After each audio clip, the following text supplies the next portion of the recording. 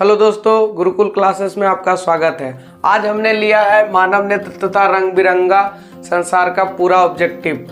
हम पूरी कोशिश किए हैं कि इससे बाहर आपका परीक्षा में नहीं पूछा जाएगा। तो चलिए देख लेते हैं। देखिए, सबसे पहला मेरा प्रश्न है, मानव नेत्र में वस्तु का प्रतिबिंब कहाँ बनता है? तो आपको पता ही होगा, मानव नेत्र में वस्तु का प्रतिबिंब रेटिना पर बनता है, जिसको हम लोग बोलते हैं दृष्टिपटल। इसको हम लोग क्या बोलते हैं? दृष्टिपटल। फिर अगला प्रश्न है हमारा, मानव नेत्र में कौन सा लेंस लगा होता है? तो मानव नेत्र में उत्तल लेंस लगा होता है।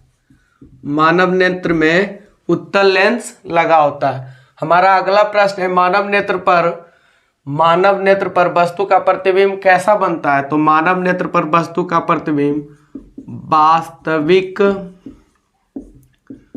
उल्टा तथा छोटा बनता है, एकदम बिल्कुल छोटा सा बनता है।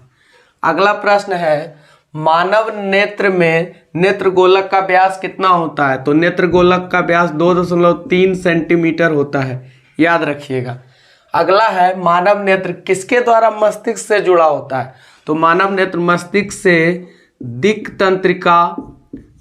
तंत्रिका नाम का जो होता है नस, उसी के द्वारा मानव नेत्र मस्तिष्क से जुड़ा होता है। अगला प्रश्न है, मानव नेत्र किसके द्वारा अपनी फोकस समायोजित करता है? तो सामंजन क्षमता के द्वारा। सामंजन क्षमता के द्वारा अपना फोकस समायोजित कर लेता है। अगला प्रश्न है, मानव नेत्र की अल्पतम दृष्टि कितना होता है? तो अल्पतम दृष्टि 25 सेंटीमीटर होता है, याद रखिएगा। मानव नेत्र का अल्पतम दृष्टि 25 सेंटीमीटर होता है। मानव नेत्र का अधिकतम दूरी कितना होता है? अनंत तक। मानव नेत्र अनंत तक देख सकता है, तो मानव नेत्र का अधिकतम दूरी अनंत होता है। अगला प्रश्न है, मोतियाबिंद में मानव नेत्र के ऊपर क्या हो जाता है? तो एक क्रिस्टलीय परत आके जम जाता है। क्रिस्टलीय परत मतलब परत जम जाता है, मतलब दूधिया जैसा होता है और मानव नेत्र के ऊपरी सतह पे आके जम जाता है, जिससे देखने में कठिनाइयां होती है। अगला प्रश्न है, मानव के एक नेत्र का दृष्टि क्षेत्र कितना होता है? मानव के एक नेत्र का दृष्टि क्षेत्र 150 डिग्री होता है। मानव के दोनों नेत्र का दृष्टि क्षेत्र 180 डिग्री होता है। अगला प्रश्न है, मानव नेत्र की कितनी दृष्टि दोष है? तो मानव नेत्र की 3 दृष्टि दोष है। पहला होता है हमारा निकट दृष्टि दोष।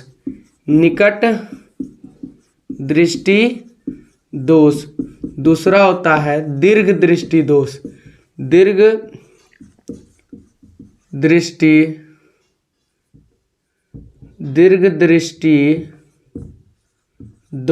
और तीसरा जो है हमारा, वो होता है जरा दूरदर्शिता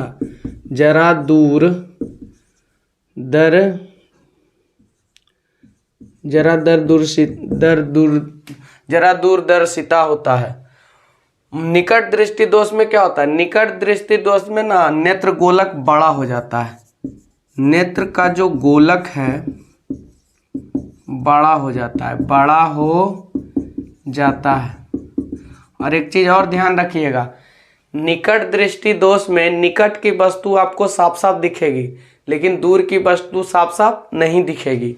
अगला जो है निकट दृष्टि दोष का उपचार। निकट दृष्टि दोष का उपचार हम लोग अवतल लेंस के चश्मे का व्यवहार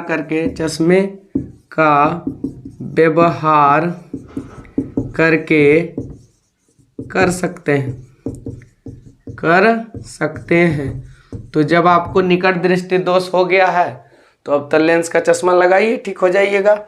अगला है दीर्घ दृष्टि दोष में क्या होता है? इसमें नेत्र गोलक बड़ा हुआ था निकट में, तो इसमें नेत्र गोलक छोटा हो जाता है। उल्टा नेत्र गोलक छोटा हो जाता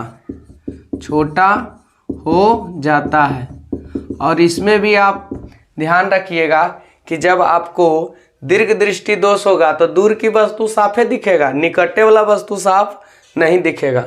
दीर्घ दृष्टि के उपचार में आपको उत्तल लेंस के चश्मा का व्यवहार उत्तल लेंस के चश्मा का व्यवहार करना है। उत्तल लेंस का चश्मा लगाइए और दीर्घ दृष्टि दोष दूर कर लीजिए।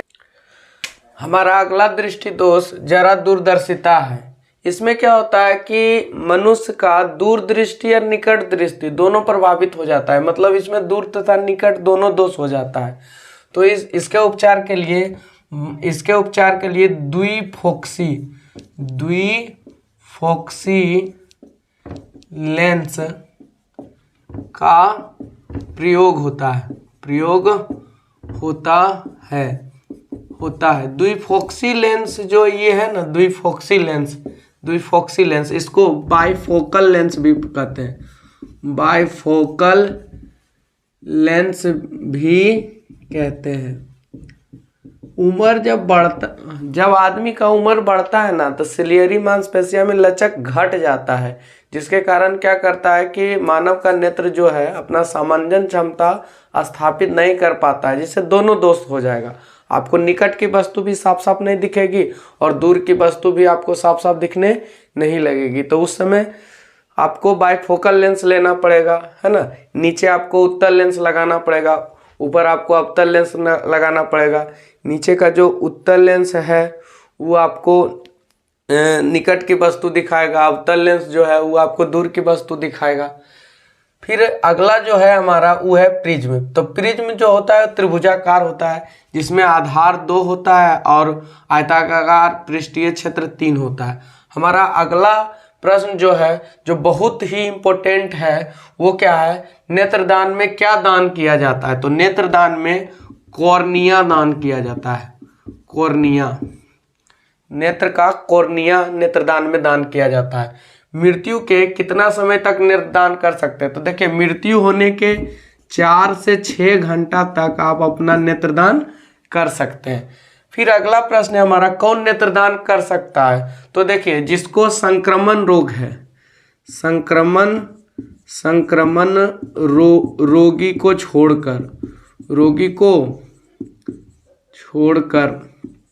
छोड़कर सभी नेत्रदान कर सकता है। सभी नेत्रदान कर सकता है, कोई दिक्कत नहीं है, कर सकता है। खाली बस जिसको संक्रमण रोग है वो नहीं कर सकता है, जैसे जिसको एड्स का बीमारी है या और कोई संक्रमण रोग है, तो वो सब ये नेत्रदान नहीं कर सकता है। बाकी कोई भी आदमी नेत्रदान कर सकता है, उसमें आपका कॉर्निया दान किया जाता है। अगला प्रश्न है, निर्गत किरण व आपतित किरण के बीच का कोण को क्या कहते हैं। तो इसके बीच का कोण को विचलन कोण कहते हैं, याद रखिएगा, विचलन कोण। अगला है, श्वेत प्रकाश को प्रिज्म से गुजारने पर क्या होता है, 7 रंगों में विभक्त हो जाता है। 7 रंगों में विभक्त हो जाता है, मतलब किसी 7 रंगों का वर्णपट बनता है ना। 7 रंगों का वर्णपट बनता है। प्रकाश के अवयवी वर्णों के विभाजन को क्या कहते हैं, वर्ण विक्षेपण कहते हैं। प्रकाश के अवयवी वर्णों के विभाजन को वर्ण विक्षेपण कहते हैं, याद रखिएगा, वर्ण विक्षेपण कहते हैं। अगला जो हमारा प्रश्न है, इंद्रधनुष सूर्य के किस दिशा में बनता है। तो देखिए, जब भी इंद्रधनुष बनेगा तो सूर्य के हमेशा विपरीत दिशा में बनेगा, इसको याद रखिएगा। इंद्रधनुष जब भी आएगा तो सूर्य के विपरीत दिशा में ही इंद्रधनुष बनता है। अगला जो हमारा प्रश्न है, तारे क्यों टिमटिमाते हैं। तो वायुमंडल के अपवर्तन के कारण, वायुमंडल के अपवर्तन के कारण तारे टिमटिमाते हैं। वायुमंडल का अपवर्तन नहीं होगा, तारा टिमटिमाता हुआ हमको दिखाई नहीं पड़ेगा। अगला जो है वो है, प्रकाश के अपवर्तन के कारण सूर्योदय तथा सूर्यास्त में कितना समय बढ़ जाता है। 4 मिनट का टाइम बढ़ जाता है।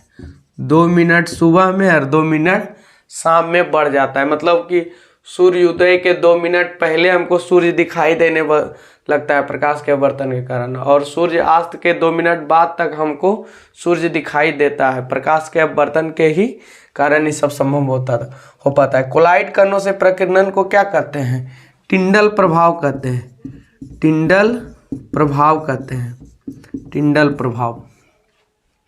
अगला जो है प्रश्न, आकाश नीला क्यों दिखाई देता है? देखिए, वायुमंडल के कारण आकाश नीला दिखाई देता है।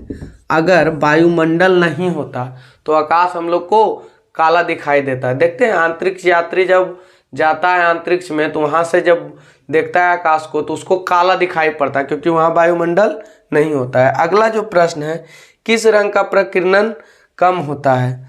तो सबसे कम प्रकीर्णन लाल रंग का होता है। कम, सबसे कम होता है लाल रंग का। लाल रंग का प्रकीर्णन सबसे कम होता है। अगला है, किस रंग का तरंग दैर्घ्य अधिक होता है? तो लाल रंग का तरंग दैर्घ्य अधिक होता है। तब ने रेलवे उलवे के सिग्नल उग्नल को देखने के लिए लाल रंग का प्रयोग किया जाता है, काहे कि दूरे से लाल रंग दिख जाता है, उसका तरंग दैर्घ्य जो है ना अधिक होता है। और किस रंग का तरंग दैर्घ्य कम होता है? तो बैगनी रंग का जो तरंग दैर्घ्य है वो कम होता है ना। अब हम आप लोग को बताएंगे कि इंद्रधनुष में कैसे सातों रंग का क्रम है। इंद्रधनुष को जानने से पहले हम लोग सात वर्ण जो है वर्णपट उसके बारे में जान लेते हैं। तो देखिए, ये हमारा प्रिज्म है। यहाँ से श्वेत प्रकाश जब जाता है और प्रिज्म से जब होता है बर्तन, तो अब बर्तन के बाद ये वर्णपट में बढ़ जाता है, मतलब 7 रंगों में विभक्त हो जाता है, जिसमें पहला रंग होता है बैगनी, दूसरा होता है जामुनी, नीला, हरा, पीला, नारंगी और लाल। इसका शॉर्ट ट्रिक भी है जो है हमारा हिंदी में बैजानी आ पी नाला, इससे भी आप इसको याद रख सकते हैं। अंग्रेजी में भी इसका शॉर्ट ट्रिक होता है जो होता है विग्रो, समझ गए? तो भी से हो जाता है वायलेट मतलब बैगनी हो गया, आई से इंडिगो मतलब जामुनी हो गया, बी से ब्लू नीला, जी से ग्रीन हरा, वाई से येलो पीला और ओ से ऑरेंज नारंगी और आर से रेड लाल हो गया। उसी प्रकार अगर हम इंद्रधनुष का बात कर लें तो इंद्रधनुष में सबसे ऊपर वाला जो रंग होता है वो लाल होता है, जिसको हम रेड बोलते हैं।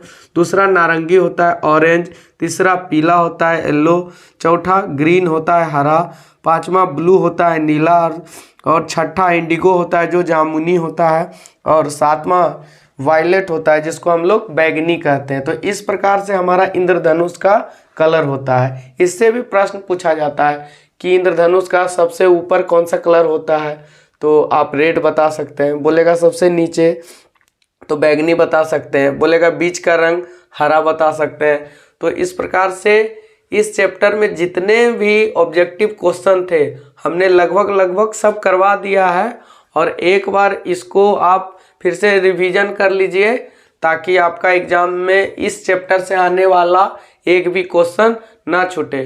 तो तब तक के लिए हम विदा लेते हैं। नमस्कार, धन्यवाद।